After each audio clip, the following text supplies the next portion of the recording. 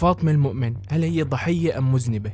فيديو جديد من كاميرات المراقبة بيكشف لنا الحقيقة. راح نغطي في هذا الفيديو كل تطورات قضية الحادث اللي صار مع فاطمة المؤمن، فتابع للنهاية لتعرف الحقيقة. فاطمة المؤمن هي مهندسة معمارية كويتية من مواليد 1989. درست تخصص العمارة في أمريكا، وبعد ما تخرجت بدأت إنها تظهر اهتمامها بالموضة والأزياء على السوشيال ميديا. بدأت في سنة 2014 واستطاعت أن تجمع 2 مليون متابع على الانستغرام، وكان لها محبين كتير. ولكن فجأة محبينها بينصدموا بخبر حادث فاجع سوته فاطمة. القصة بدأت يوم 24 أغسطس سنة 2023، وتحديدا الساعة 3:17 فجرا على تقاطع السور مع الطريق الملك فهد بن عبد العزيز في الكويت. حدث حادث سير مؤسف جدا. الحادث كان بين سيارة كانت تسوقها الفاشينيستا فاطمة المؤمن وسيارة فيها 4 شباب. للأسف لأن فاطمة المؤمن كانت ماشية بسرعة عالية جدا، الحادث كان قوي وأدى إلى وفاة 3 من الشباب اللي كانوا بالسيارة، والشاب الرابع في العناية المشددة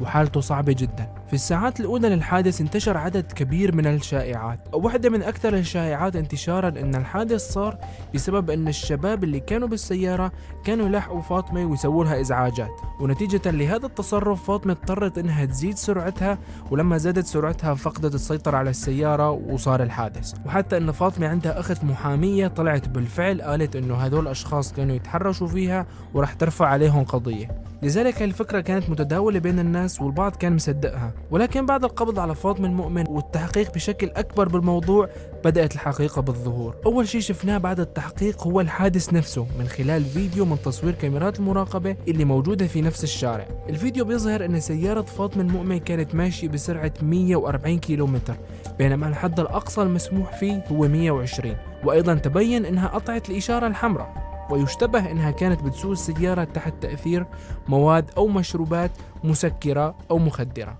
ولكن هذا الشيء مجرد اشتباه، ولحد الآن ما تبين إذا هو صحيح أو لا. الفيديو أثار غضب كتير من الناس لدرجة أنهم صاروا يطالبوا بأقصى العقوبات بحق فاطمة. بنفس الوقت كان في ناس متعاطفة معها وبتقول إنها مظلومة فعلا وما لازم تتعاقب أبدا. وأيضا في بيان نشرته الشرطة الكويتية على السوشيال ميديا بتقول إن الشرطة قررت تحبس فاطمة لمدة 10 أيام على ذمة التحقيق. وأيضا تم توجيه لها 10 تهم، وهي القتل الخطأ، الإصابة بالخطأ، قيادة مركبة تحت تأثير المشروبات الروحية، تجاوز الحد الأقصى للسرعة المقررة، تجاوز الإشارات الضوئية، قيادة مركبة برعونة، قيادة مركبة بتأمين غير ساري المفعول، قيادة مركبة دون حمل ترخيص تسيير المركبة، التسبب بإلحاق ضرر الممتلكات الغير، إلحاق ضرر بالممتلكات العامة. لحد الآن التحقيق ساري بالقضية وما تم إصدار أي حكم في حق فاطمة المؤمن.